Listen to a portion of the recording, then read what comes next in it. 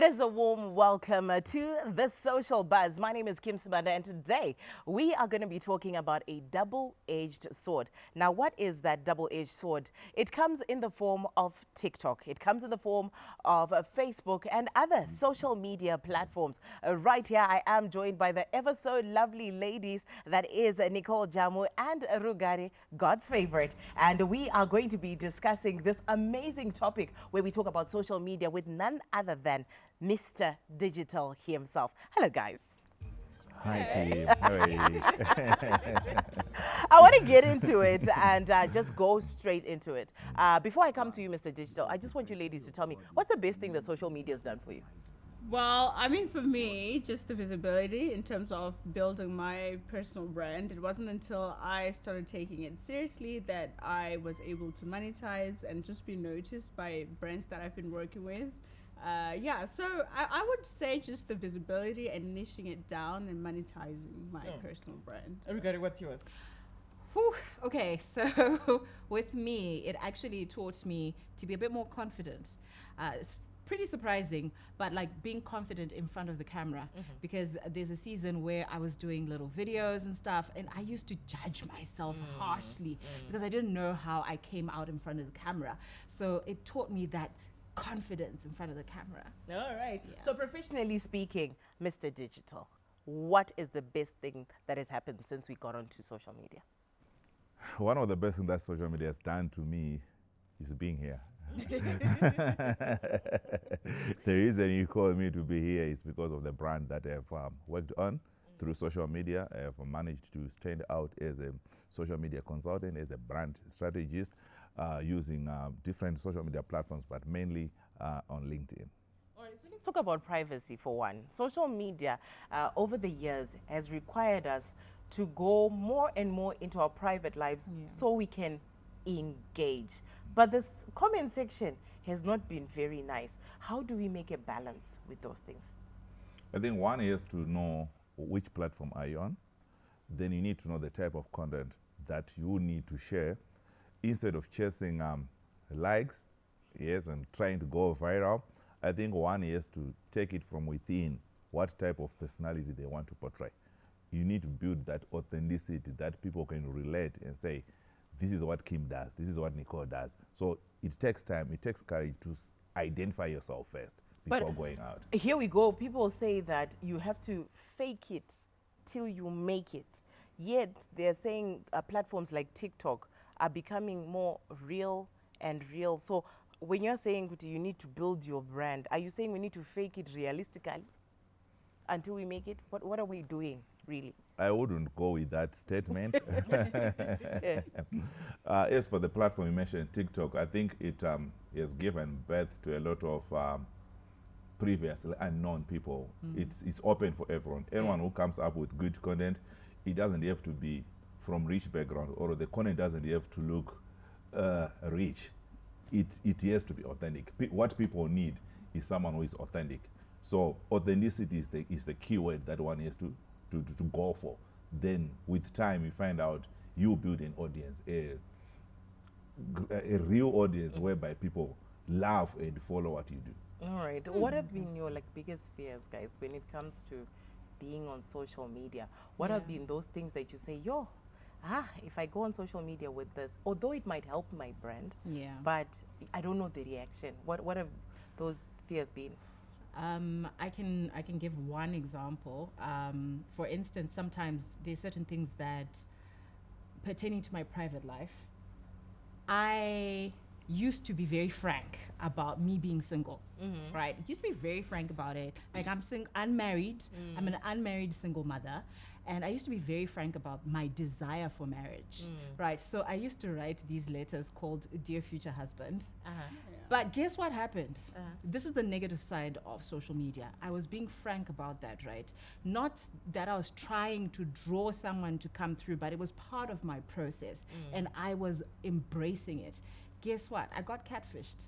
Okay. I promise you, this man studied me for 8 months. Okay. And in studying me for 8 months, he figured out my likes, my dislikes, and then Oh my gosh. I promise you. And then he slid into my DMs.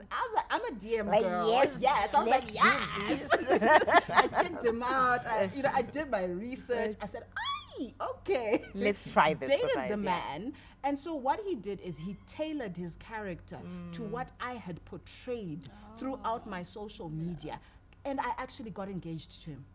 Wow. Yeah. And eventually, the cracks started to show. And there was a dissonance because I'll be like, but this isn't making sense. It's not But that making was now sense. his character coming out. So sometimes being so authentic sometimes may not be the very best thing. So now I have that fear of actually being authentic because it came back to bite me. It came back to bite. Yeah. What's been your Yeah. experience? I think my biggest fear was oversharing. And I was just saying this a few weeks ago with one of my friends that sometimes you go to events and instead of living in the moment, you find yourself taking pictures and wanting to share. Like, oh, I've been to the hottest place in town. Like, this is the restaurant that everyone is visiting. And I want to show that I went to that restaurant too. And so it became less about just me experiencing life for what it is and more trying to fit into the aesthetic that everyone else is doing and living according to other people's expectations. So it wasn't until just like recently, actually, probably like a couple of months ago, where I really sat down and I looked at my feed and I was like, how much of this do I really want to show? And what is really me for who I am? And so I took down some posts. If you go on my social media now, there's not a lot that actually tells you where I go, who I hang out with. It's mostly just my pictures and no solid story to that. I think for me, what's happened is I feel like I've got so much to say, and mine is not even in posting. Yeah. It's actually thinking, should I? Because I have so much to say. And then when someone says, okay, after I post, do I boost it? Do people, should they see that thing, return sponsor? So I want to come back to you, Tari, and say, okay, how do we decide? What is too much? What is too little? What do I sponsor? What do I not? And how do I go viral? Because it seems the money is in the numbers. Good question, Kim. I think, like I said from the beginning, I think this whole conversation, one of the most answer I would say is it depends. We have got different platforms. So there are platforms whereby you need to go viral to probably be successful. Then you can still be successful in some platforms without going viral. So one platform, probably you are chasing 1 million followers. Whereas on another platform with 10,000, we consider that huge and successful. So identify yourself. Which platform do you want to share that personal information? Because some platforms, one piece of content which is palatable on TikTok, if you take it and put it on LinkedIn, people will be like, is this person okay? Yeah. And vice versa. So first and foremost, identify your character and which platform does it work well. Do not copy and paste. Do not try to be the next person. That way the moment you have a whole lot of answers, should I not? Because if you write your content, which resonates with the audience, you don't question yourself 5 times. You know you're posting. But the moment you're saying, should I not? Then there is that gray area. Yes. But let's talk about these comment sections. Like we're rightfully saying, some people, I know a popular MC, on all his platforms, I think are less than 3,000, but he is making 3,000 at every event that he's going to. But our social media comments feel like they know us and they judge us and they give us where we should go and where we should not go. And yet you are saying, let us be ourselves. Authenticity. I will repeat that word. So here how it works. So you find out most social media influencers or content creators, some they've got like a trading name, which is not their birth name. So you would expect that on that trade name they post almost everything. But other people would then have the real account whereby they associate with the real people, the real connections, whereby you say you want to feel like you're human like others. So the audience, they give the influencers too much pressure. But after all, we are all human. All right, there you have it. After all, we are all human. We will be coming back in the next segment to talk about how we can generate a more positive view and a more positive outlook when it comes to social media. We'll be right back.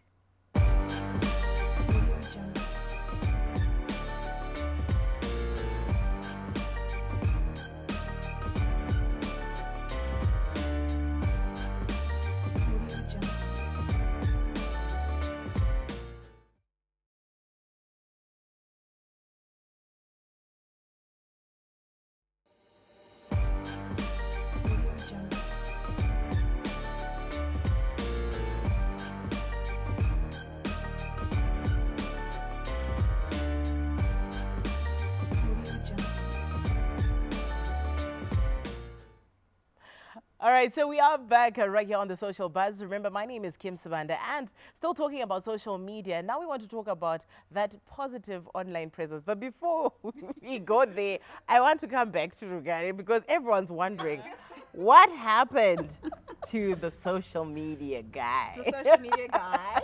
Oh, wow.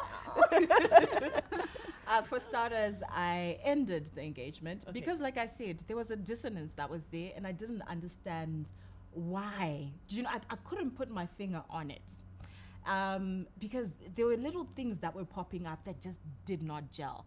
And to answer the silent question, yes, money was. Money flowed. Yeah, money flowed.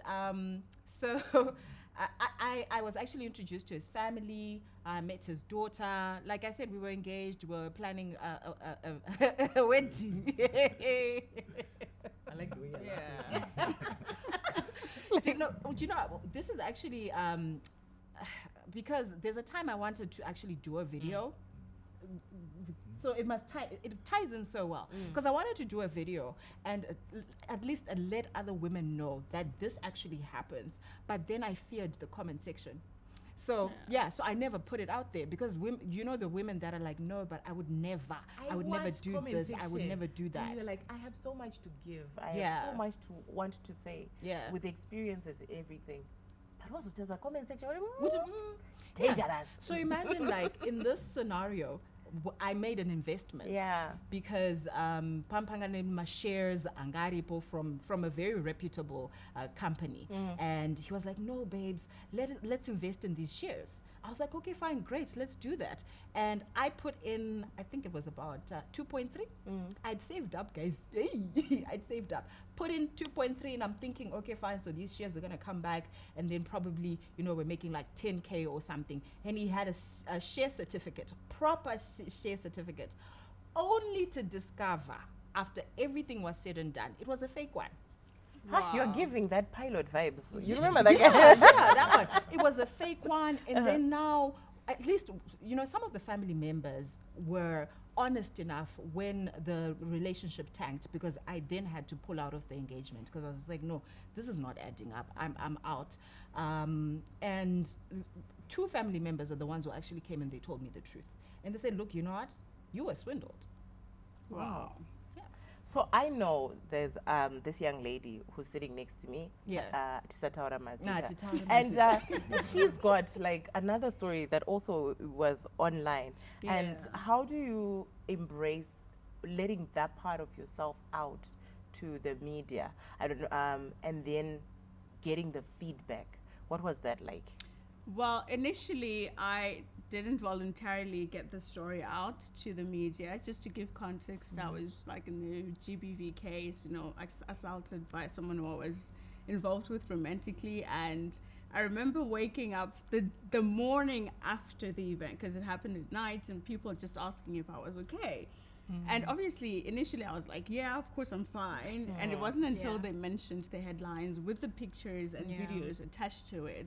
So in the comments, people be like, no, but we know the guy to be calm. You're possibly the person that evoked him to act that way towards you. And obviously that was quite upsetting. But I also decided to use that platform as a platform to share a positive side to just other women as well, because, you know, just this past 16 days of activism against gender-based violence, I decided to tell my side of the story and the response was very overwhelming. It was a lot of love. So I, for the first time, felt cared for, felt seen and heard through social media.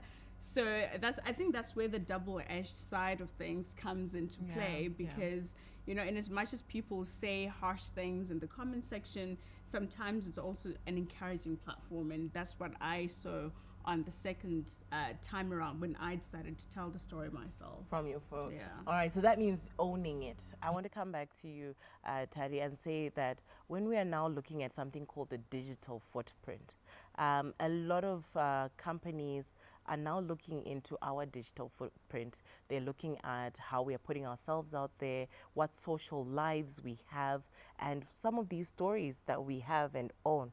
How are they affecting our futures? Because a lot of people are saying, don't put your kids on social media because it gives a digital footprint. What do you say to that? There is a statement that says internet doesn't forget. For sure, whatever is posted on internet, it stays there unless you unethically removes it. And we've got different types of media, whereby we've got what is called owned media, then we've got what is called earned media, and what is called paid media. So back in the days, most people would rely on probably paid media, whereby you deal with media people, then you're all over the mainstream newspapers and stuff, and people think you're doing something good, fair and fine. But now, in the digital age, everyone got a chance to write their own story. Yeah. So you own your media, you own the narrative. Have you ever taken a chance to Google your name? Do you know what comes out? You should not wait to hear from the next person. Search your name and find out what does the internet say about you. So you then try to correct that narrative. If it's bad, then do more of the positive. Let the positive stories be more on the internet, at least to dilute whatever has happened before. Then when it comes to paid media, yes, there should be a balance, but if you do something good, it's difficult to ignore. Definitely the mainstream media, yourself and everyone, they'll talk about it. So on the narrative, we should not be scared of being on the internet, because the moment you have a mobile device, the dangers, they're already there. I like what Rikari was saying, where she was opening up and said, you know what, I put myself out there and I got catfished. But she's not the only one. I know platforms where supposedly they are professional, like LinkedIn. You'll find that a lot of people are putting themselves out there professionally simply because they're looking for job opportunities that they want to hold. But you'll find a lot of people are now posting, I've seen it a lot now on LinkedIn, where, hey, LinkedIn is not a dating site. So how do we keep it clean? How do we keep Instagram clean? You know, Instagram is for people to show off their best sides. TikTok is to, engage realistically. Facebook, same thing. How do we keep our online presence clean enough so that we're not using it for all the wrong reasons? Be genuine to yourself. And when you make the connections, you need to verify. The platforms like LinkedIn, it's not about the game of numbers. Don't chase 100,000 followers of people from where. You need to find out those connection requests when they come. Before you accept it, at least take time to check how often do these people post. Sometimes you see one post in 6 months, then they're in your DM. Check their work history. Check their school history. If they're going to school, whatever, but just check the full profile. Is it optimized? And verify, just to check the frequency of posting. Because some people, they've got maybe 30 connections, and they're coming to you, then they end the DM. Those are kind of red flags, just to check. Like sometimes as women, we might feel that when you're doing that investigative work, you might feel like, but am I not being a little too much? Trust your gut. Do the work. It's okay. It's allowed because they've put themselves out there. So it's allowed for you to dig. And even check with how many women is this person following? Could stalking be a bit of what we need to do to make sure that we're connecting with the right people? We'll find out in the next segment as we talk about cyber.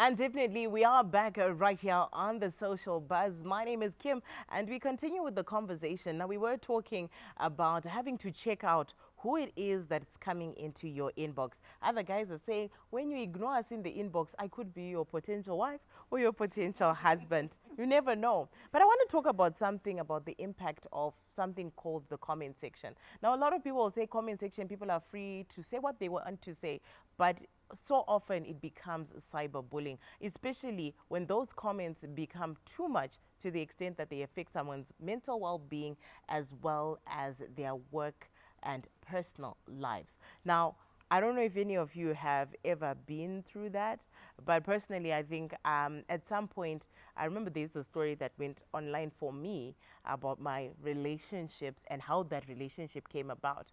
True as it may that, you know, the relationship was not exactly cultured or whatever, but what people said about what I did to make that relationship come about became so intense that I remember I almost got fired. And I remember one woman stood up for me and said, but it's her personal life, let's leave it alone. So I want to know, how can we stay away from this cyberbullying animal and all the things that have got to do with it? Because now you can't go and report someone because they'll be like, Amomziva and Chichi. Our authorities, are they prepared and ready to serve us when we report such things? Yeah, I know, girl.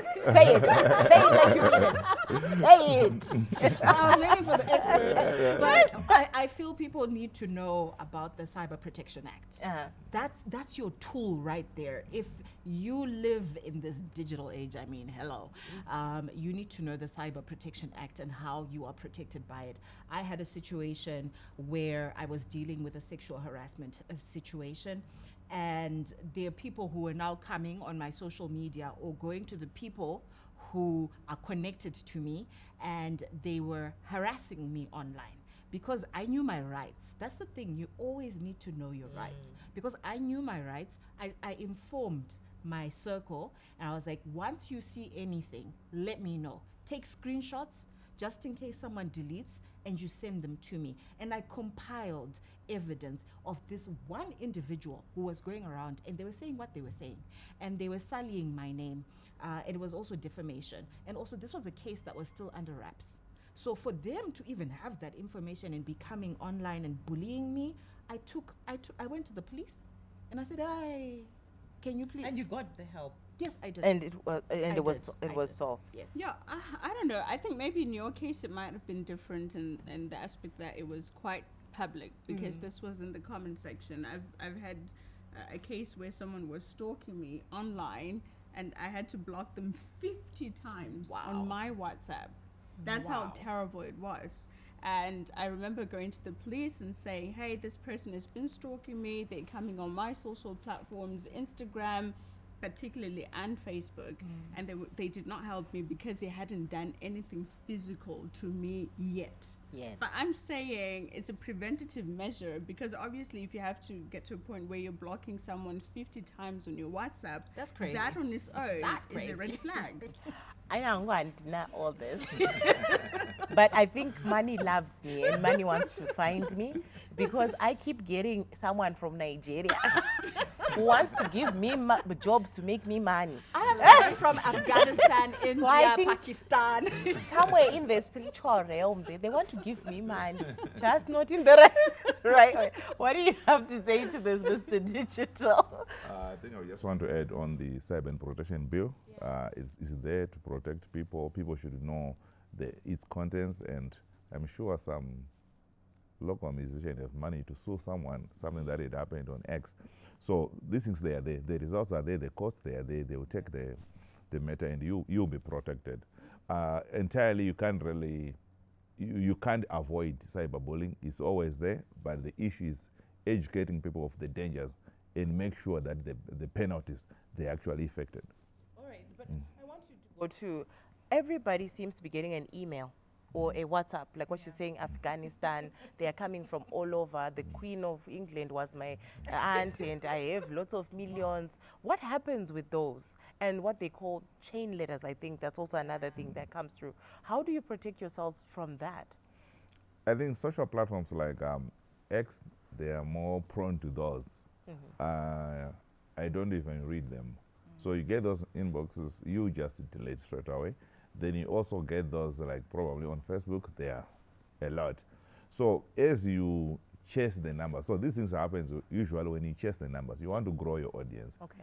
And you are accepting every name that comes.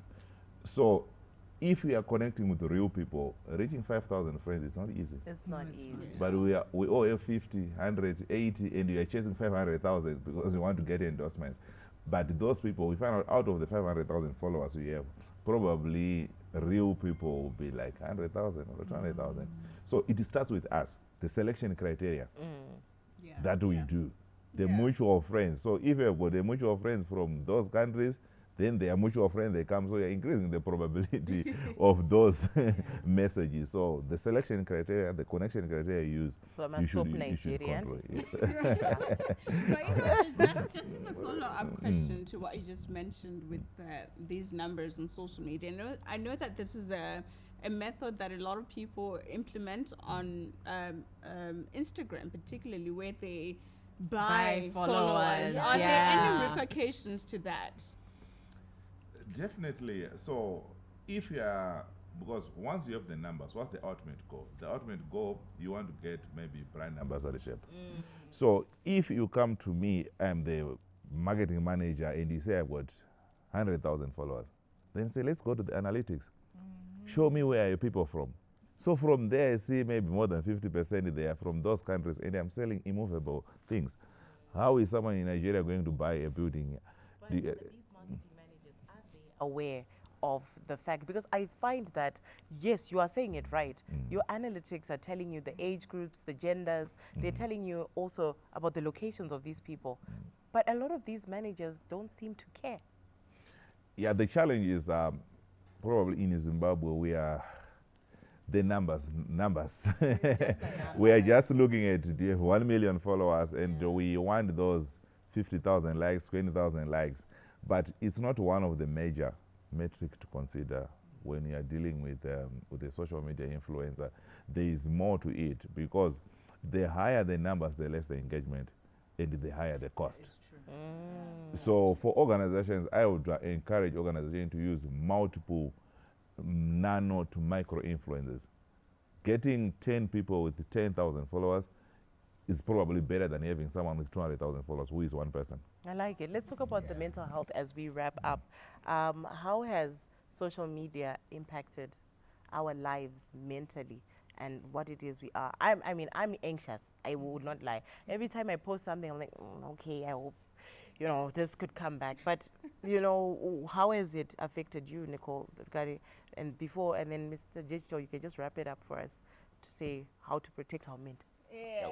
For starters, I want to say, don't be on social media for the wrong reasons. We just came out of the Chris Brown concert. Firstly, like a lot of you were feeling FOMO. Like, Yeah. I should have been there. Chris Brown was in Africa and whatever. Yeah. But yeah. So coming to my personal journey, I mean, I've been so intentional, and I think it's only because I've always been a very self-aware person. I know which platforms I'm on and for what reason. So for the last half a year or so, I've only been on those platforms to share my stories and look at the people that inspire me. So anyone outside of the cap of my inspiration, I don't look at all, because I realize that it does have negative effects. So I've been just building a positive community around myself. So it's kind of helped me to become mentally stable and very grounded.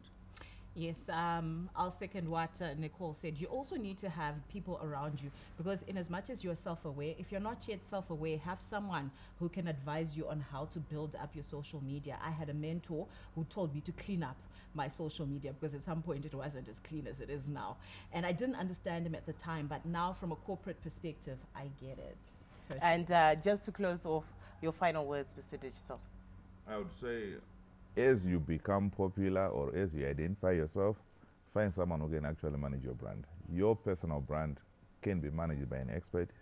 You derive equity out of your brand. As humans, we've got emotions. So if you are the one who is involved, you can't manage it yourself because you've got emotions. That's why you find those screenshots whereby this celebrity has said this. So if someone is managing you, they they're outside those emotions, they will respond in a manner that protects your brand. All right, respond in a manner that protects your brand. That's been all from the digital space right here. Be careful what you put out there because it lasts and lasts like a mother's love. Until next time, it's bye-bye for now.